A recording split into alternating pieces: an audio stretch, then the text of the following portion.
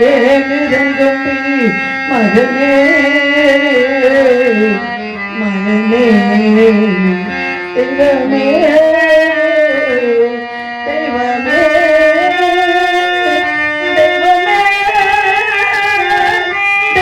தெய்வமே காட்டுக்கு போன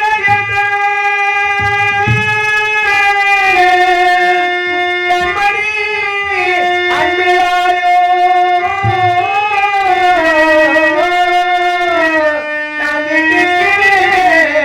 வரவுங்கானே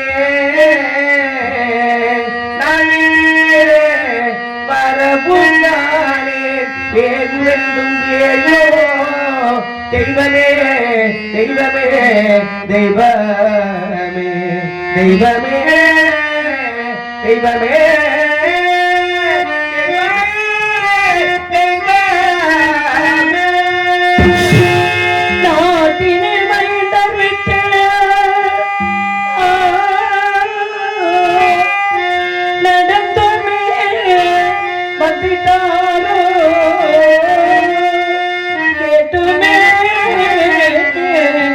பருவம் என்றால் கேட்டுமே பருவம் என்றால் கிட்டிடதையும் காணே காணே காணே தெய்வமே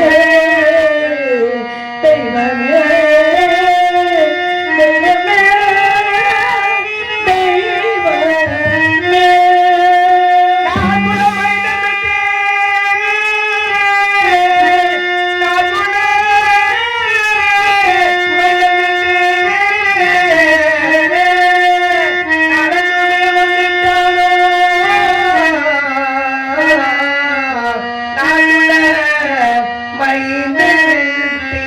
நடந்துமே வந்துட்டானோ தெய்வமே தெய்வமே தெய்வமே தெய்வமே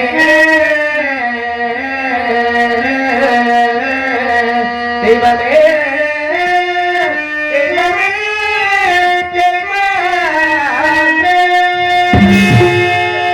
நான் பெற்ற மகனே லோகிதாசா அதிகாலை எழுந்து சென்றாயே கனகம் இந்த தாயை பிரிந்து சென்றாயே ஒரு பிடி சாதம் கூட முடிக்க முடியாத பாவியாக இருக்கின்றேன் உன்னை காணாமல் ஐயரகத்திலே விட்டு வழிகளை அப்படியே போட்டுவிட்டு வீதி வழியே உன்னை தேடி வந்து கொண்டிருக்கின்றேன்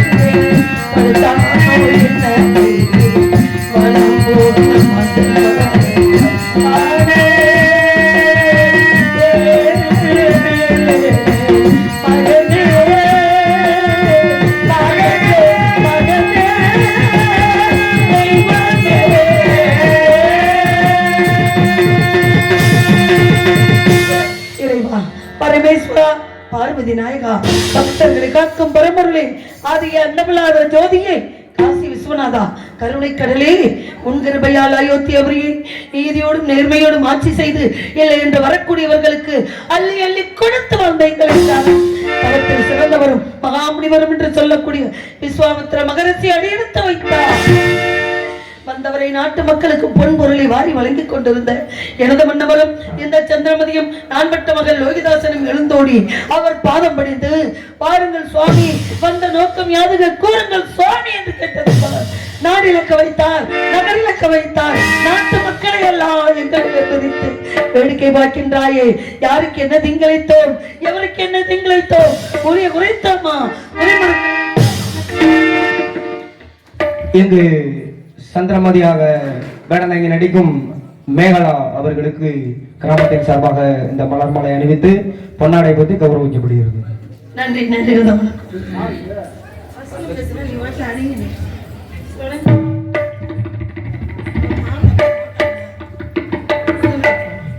நன்றி கிராமத்தவர்களுக்கு நன்றி. நீயே கதியேஸ்வரி,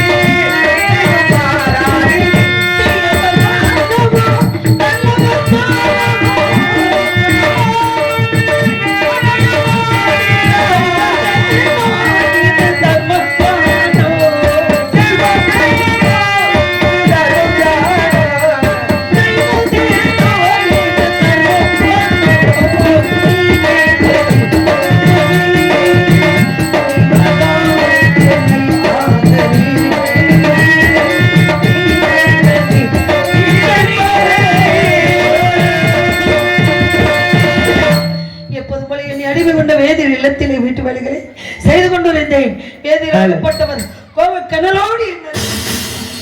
வந்தவர் இதற்காக சுவாமி இந்த கோபம் என்ன, சுவாமி இந்த கோபம் சொல்லுங்கள் என்றேன். அடியை சந்தி விடிந்தால் எங்க அகத்திலே திதி என்ற சிதார்த்தம் நடக்கப் போகின்றது.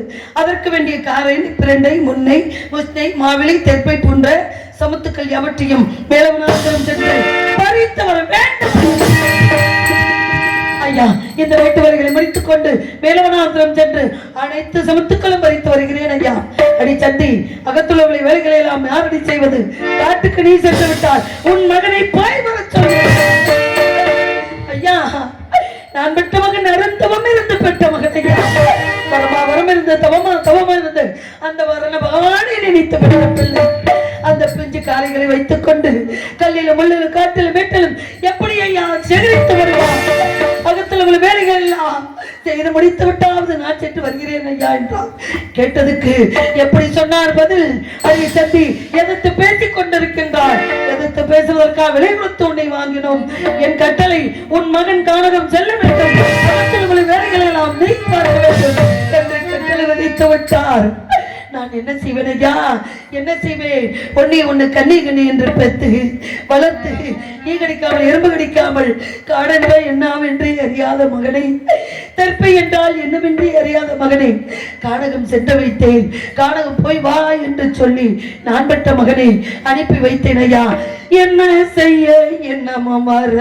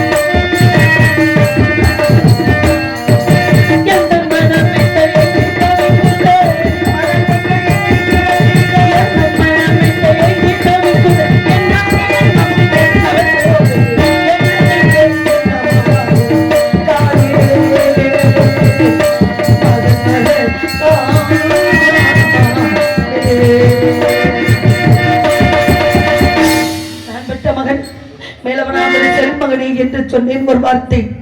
அம்மா தாத்தா அவங்களை ஏசிக்கொண்டு பேசிக்கொண்டு இருக்கின்றார்கள், எனக்கு பயமாக இருக்கிறதம்மா என்று என்னை கட்டி அழைத்து கதறியதுதான் நான் பெற்ற மகன். உண்ட உணவு ஊடத்தோடு இருக்க இருப்பிடம் தந்து காத்துக் கொண்டிருக்கின்றார். எதிராகப்பட்டவர் அவர் செய்வது, அவர் சொல்லக்கூடிய வேலைகளை செய்வது நம் கடமை அல்லவா மகனே என்று நான் பெற்ற மகனுக்கு ஆறுதல் வார்த்தை சொல்லி மேலவனாக போய் சொல்லி அனுப்பி வைத்தேன். எப்படி ஆறுதல் வார்த்தை சொன்னேன்? எப்படி என்றார்? கால மகள் கண்டிருப்பான் சின்னையா, கால மகள் கண்டிருப்பான் சின்னையா,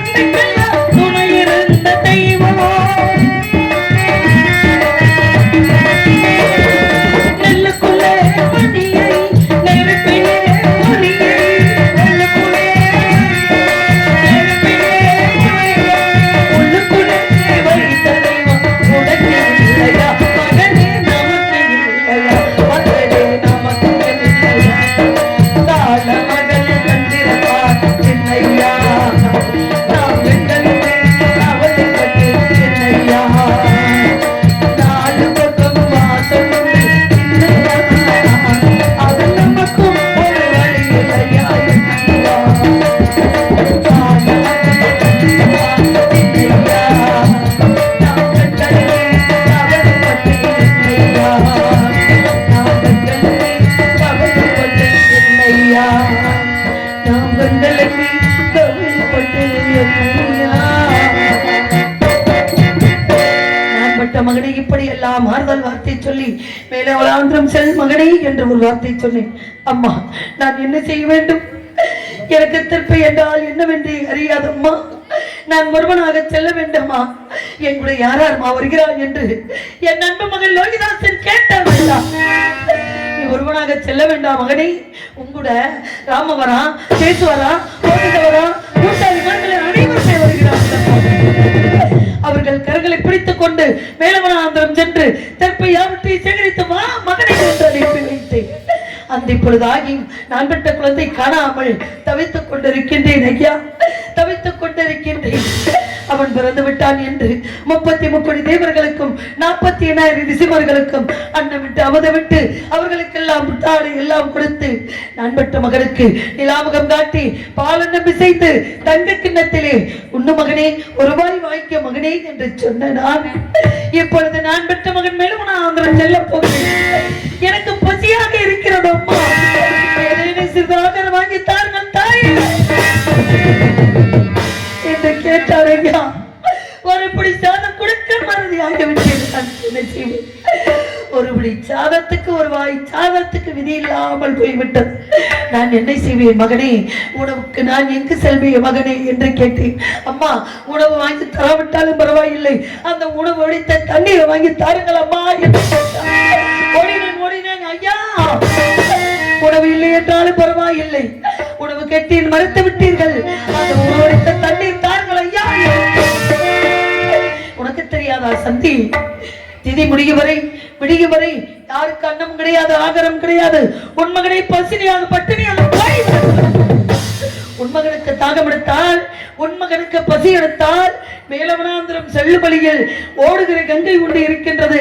அந்த கங்கையிலே 3 கை தண்ணீர் மாற்றம் கட்டளை விதித்து விட்டார். நான் என்ன செய்வேன்? நான் பெற்ற மகனை பெற்று வளர்த்தை சீராட்டி பாலூட்டி அந்த கொடிய காட்டுக்கு அனுப்பி வைத்திருக்கின்றேன். பெற்ற இந்த மனசு பொலிப்பொலி துடிக்கின்றது ஐயா. நான் என்ன செய்வேன் ஐயா? என்ன செய்வேன்? ஆரிரீரோ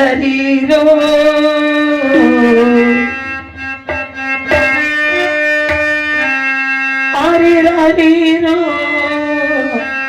ஆரிரீரோ ஆரிரீரோ சின்னஞ்சிறு கிளியே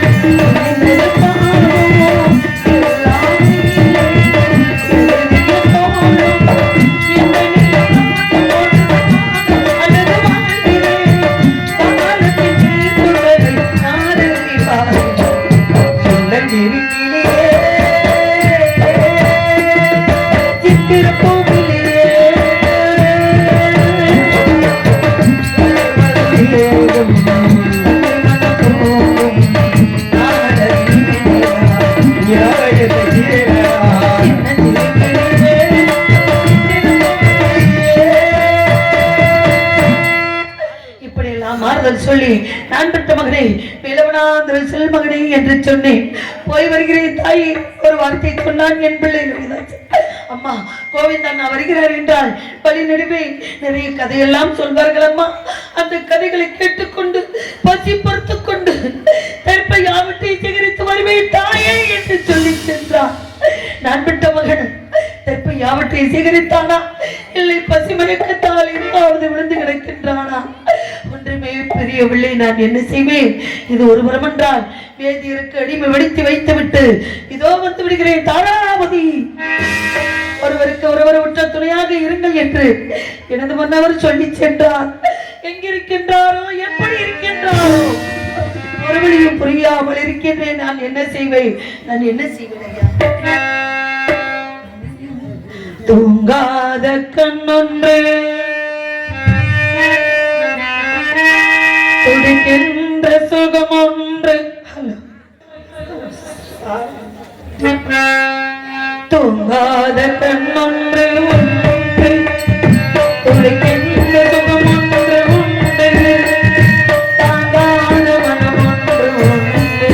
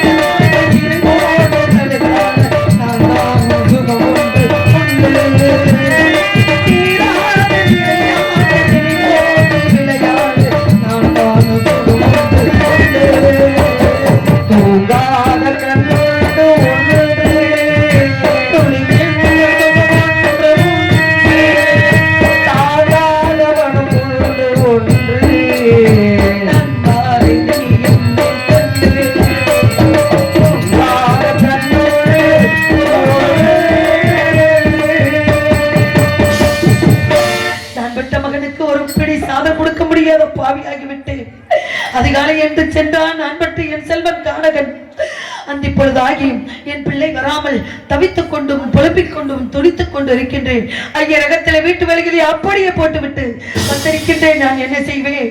மேலவனாந்திரம் சென்ற பாலகள் தற்பை அவற்றை சேகரித்தானா, இல்லை தூக்க முடியாமல் துவைக்கின்றானா, இல்லை பசி மயக்கத்தால் என்றாவது விழுந்து விட்டானா?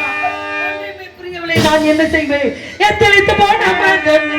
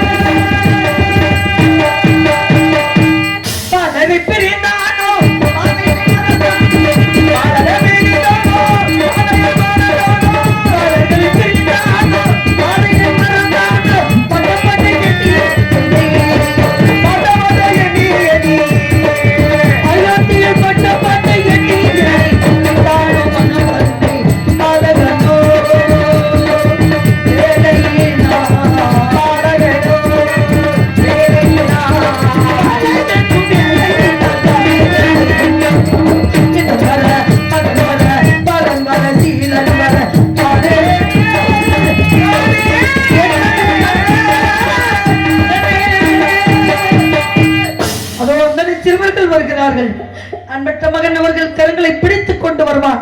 இப்பொழுது அவனை கட்டி அணைத்து முத்தம் கொடுத்து ஒரு வாய் சோறு வாங்கி வைத்திருக்கின்றேன் என் பிள்ளைக்கு. நான் பெற்ற மகனுக்கு ஊட்டப் போகிறேன் ஐயா. நான் பெற்ற செல்வா